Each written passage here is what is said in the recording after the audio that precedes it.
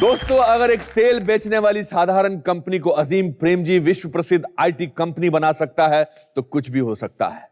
अगर एक travel agency का सेल्स एजेंट नरेश गोयल भारत की दूसरी सबसे बड़ी एयरलाइन बना सकता है तो कुछ भी हो सकता है। और अगर रेलवे प्लेटफॉर्म पर चाय बेचने वाला लड़का नरेंद्र मोदी इस देश की सरकार बना सकता है तो कुछ भी हो सकता है। स्वागत है आपका द अनुपम खेर शो, कुछ भी हो सकता है में।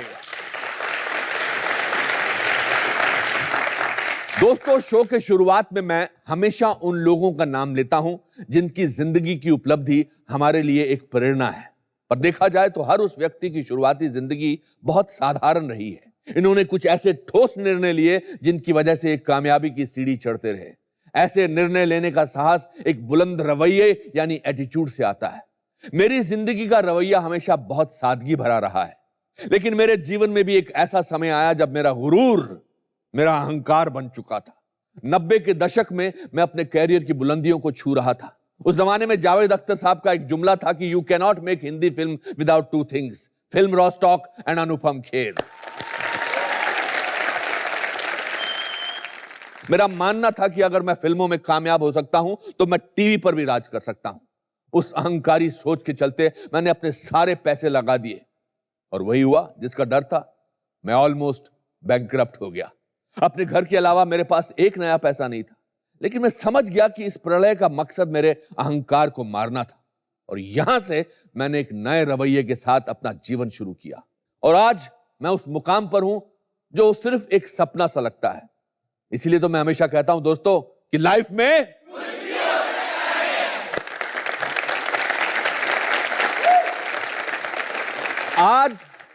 आज जो मेरे मित्र यहां आए हैं वो एक मिसाल है मेहनत की, दृढ़ निश्चय की और रवैये की।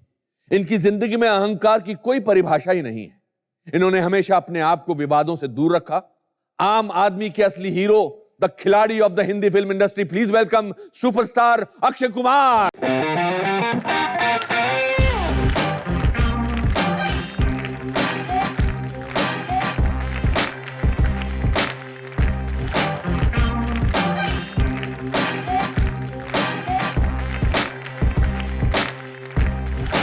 अक्षय, आपको गले मिलकर बड़ा अच्छा लगता है। वो क्यों? आपको मुझे गले मिलकर अच्छा लगता है? पहले मैं ये जानना चाहूंगा कि मुझे गले मिलकर आपको क्यों अच्छा लगा? बिकॉज आपकी नहीं, ऐसा कोई मेरे में आपकी गर्मजोशी जो है ना, और आपका जो एक ऑनेस्ट भाव विभोर है वो दिल को छूता है, इसलिए अच्छा लगता है। और कोई रीजन नहीं है इससे पहले कि नहीं, एक्चुअली मैं कई बार होता है किसी से गले मिलता हूँ या हाथ मिलाता हूँ तो मुझे बड़ी कोफ्त आती है कि आई एम श्योर आप लोगों में भी किसी ना किसी से होगा कि ऐसे मिलते हैं। हेलो जी। ये इतना हाथ देने की क्या जरूरत है? आदमी पूरा देता है, क्यों? है कि नहीं?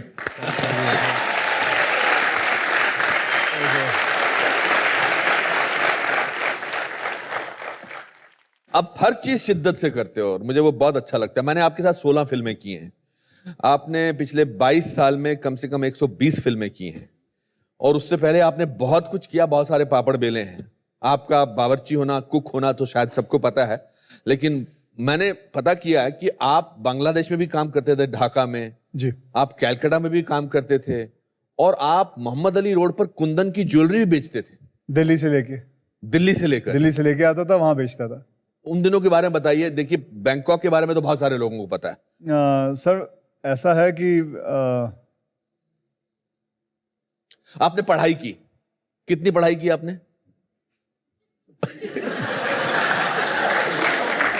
नहीं, कोई उसकी फिक्र मत करिए, मैं बहुत बार फेल भी हो चुका हूं।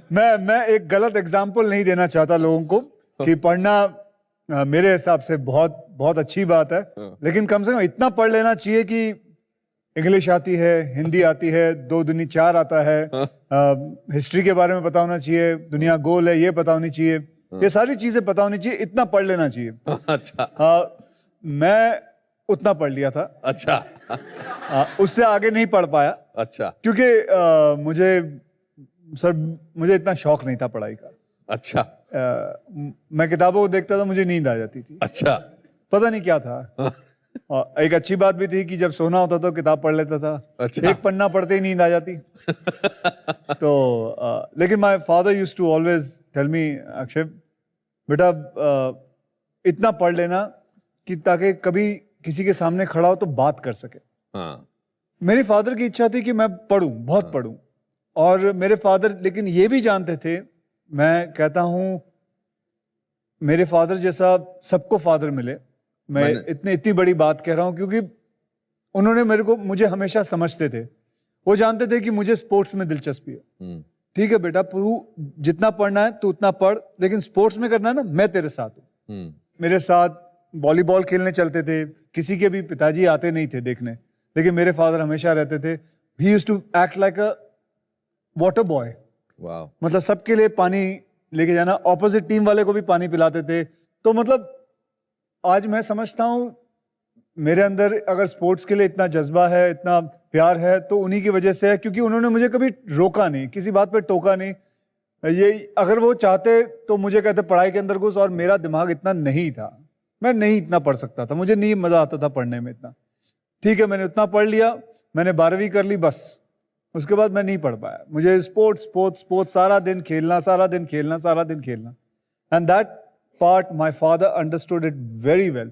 He himself was an accountant and उन्होंने कभी फोर्स नहीं किया मुझे। फैंटास्टिक। तो आपने पढ़ाई जितनी भी कर सकते थे आपने की, उसके बाद आपने क्या किया, आप कहाँ गए? उसके बाद then I went to Bangkok. Bangkok चला गया क्योंकि वही सबसे सस्ता मजबूत टिकाऊ देश था जहां मैं कुछ मार्शल आर्ट सीख सकूं, एंड वी कुड अफोर्ड। और तभी 22,000 रुपये की टिकट होती थी जाने के लिए, आने जाने के लिए। मुझे अभी भी याद है कि क्योंकि वो 22,000 में भी 18,000 मेरे पिताजी ने किसी से लोन लेके किया था, तो वही देन मुझे भेजा गया था। So that's it. आपके पिताजी आपको एयरपोर्ट पे छोड़ने आए थे? हाँ जी, आए थे, बिल्कुल आए थे। क्या, what is that one lesson that he gave you? Because अब मिडिल क्लास फैमिली में जब बेटा देश से बाहर जाता है तो बाप आमतौर पे कोई ना कोई ऐसी बात कहता है जो मन में रह जाती है। व्हाट उन्होंने क्या बोला था आपसे? मुझे मतलब कोई ऐसा कोई लेक्चर वेक्चर तो नहीं दिया था मुझे, बस बस इतना ही कहा था, बेटा ध्यान रखना अपना और सीखना उधर, और मस्ती कम करना, क्योंकि सब जानते हैं कि बैंकॉक एक मस्ती वाली जगह है। और तो बेटा अपना आराम से रहना और काम करना। और बॉम्बे में आपको पता लग गया था कि आपको एक वेटर की? हाँ, एक वेटर की नौकरी मिल गई है, क्योंकि मुझे कोई ना कोई नौकरी तो करनी थी जी, कुछ ना कुछ करने के लिए। तो वो एक नौकरी मिल गई थी और घर भी मिल गया था। वो उसी रेस्टोरेंट के ऊपर छोटा सा एक घर था जहाँ 5-6 लड़के साथ में रहते थे हम लोग। You remember the name of that restaurant? उसका नाम था metro guest house. Metro guest house. और आप पहुंच गए वहां पर वेटर बन के? हाँ जी, मैं वहाँ चला गया, तो वहाँ मैंने काम करना शुरू किया। तो सुबह मैं सारा दिन काम करता था, शाम को थाई बॉक्सिंग के लिए रोड के ऊपर ही सीखता था। फिर कहाँ गए आप? उसके बाद फिर मैं ढाका चला गया, ढाका में काम करता था। बैंकॉक में कितने अरसे पर रहे थे? मैं 4-5 साल उधर था। 4-5 साल? 4-5 साल था, फिर लेकिन वापस भी आया करता था। मैं एक्चुअली काम करता था कैलकाटा, ढाका, बैंकॉक। पता वो लोग होते हैं ना, आई एम श्योर दिल्ली से बहुत सारे लोग जाते हैं ऐसा काम करने के लिए, कपड़े का काम करते हैं। हाँ, लेकिन कैलकाटा से ज्यादा जाते हैं क्योंकि कैलकाटा से बैंकॉक ज्यादा नजदीक है। अच्छा। और वहां से टिकट जो थी उस वक्त 14,000 की थी। टिकट के मिडिल क्लास के लोगों को टिकटें कितनी याद रहती है? सब याद है, सारी याद है मुझे। उस वक्त के सारे जितने भी पैसे थे उस वक्त सब बहुत मेहनत से निकलते थे पैसे। उस वक्त एक फॉर्म भी होता था, P form. I don't know अभी लोगों को पता है कि नहीं, क्योंकि मैं कैलकाटा में I used to work in a travel agency. अच्छा। तो उसके अंदर मैं काम करता था, तो पी फॉर्म भरना, फिर वीजा लेके आना, टिकटें लेके आना, तो वो सब कर। फिर आपने मोहम्मद अली रोड पर ये कुंदन की ज्वेलरी का कहां से, मतलब मैं एक हिसाब से ऐसा भी लग रहा है मुझे कि आप नॉट उस समय को सोच के नहीं, बट एमलेसली कुछ चीजें कर रहे थे। आप ये कर रहे थे, आप ट्रैवल एजेंसी, बहुत मन में एम क्या था, करना क्या चाहते थे? Survival sir. ऐसा होता है कि कुछ भी काम मिल जाए वो बहुत बढ़िया चीज होती। कुछ भी काम, कोई अगर बोलता है कि कुंदन की ज्वेलरी लेके यहाँ से फिर वहां बेच सकता है, एक बार यहाँ वहां जाने से 6,500-7 हज़ार का फायदा हो जाएगा, तो चलो ये करके देखते हैं। तो फ्रंटियर मिल में जाके फिर बेचना, फिर वापस आ जाना। एक तो कमाल का किस्सा है सर, मैं बताना चाहता हूँ कि फ्रंटियर मेल से मैं काफ़ी शॉपिंग करके बॉम्बे से निकला हूँ। और अगर आप भी गए होंगे, मैं बहुत बार फ्रंटियर में से गया और बिना टिकट के भी एक नहीं, बार मैं गया टिकट लेके जाता आप था। टिकट लेके जाते मैं टिकट लेके जाता था क्योंकि मुझे बहुत डर था। और मैं शॉपिंग यानी कि करीबन फैशन स्ट्रीट से मैंने करीबन 4,500-5 हज़ार रुपए के सामान खरीदा है, अपने कपड़े खरीदे हैं और सारा सामान मैंने रखा हुआ है और जा रहा हूँ और चंबल में डाकू आ गए, मेरे बोगी के अंदर आ गए और मैं यूं सोया हूँ। अब मैं सोया हूँ, ऑब्वियसली जरा सी आवाज होती है तो आंख खुल गई। आंख खुल गई, मैंने देखा डाकू है। अच्छा, मैं बोला बेटे अब कुछ मत बोलना, चुपचाप आराम से सोए रहना। सोए रहे, देख रहा हूँ, अब मैं देख रहा हूँ वो सबका सामान उठा रहे हैं। अच्छा, और आहिस्ते आहिस्ते कमीने मेरे पास आ गए और मेरा सामान भी उठा लिया। और आपने आप और मैं अगर शोर मचाता तो वो गोली मार देते। और आप सोने की एक्टिंग कर रहे हैं। मैं देख रहा हूँ, मैं रोने की एक्टिंग कर रो रहा हूँ, मेरा सामान उठा रहे हैं वो। मेरा सारा सामान उठा के ले गए, सारा बोगी का सारा सामान उठा के ले गए मेरे पास, यहाँ तक कि उन्होंने चप्पल तक नहीं छोड़ी, नीचे से लोगों की चप्पल भी ले गए, सब कुछ ले गए, कुछ भी नहीं बचा। तो मैं जो 4,500 का मैंने सामान लिया था, मैं बिना किसी सामान के दिल्ली स्टेशन पे उतरा हूँ, पुरानी दिल्ली स्टेशन पे। मतलब आपके मामले में अगर ये कहा जाए कि आपने बहुत पापड़ बेले हैं तो बिल्कुल सही है। अभी सोचता हूँ तो हाँ, लेकिन उस वक्त उस समय नहीं महसूस उस होता। वक्त मैं महसूस नहीं होता था, उस वक्त तो मजा आ रहा था। अच्छा, ठीक है ठीक है, उस वक्त कुछ ऐसा नहीं था। लेकिन अब आज मैं अगर सोचने जाऊं तो यार बहुत मेहनत की है मैंने वाकई में बहुत मेहनत की है, ऐसे इतनी आसानी से नहीं मिला। इसीलिए हमारे शो का नाम है कि लाइफ में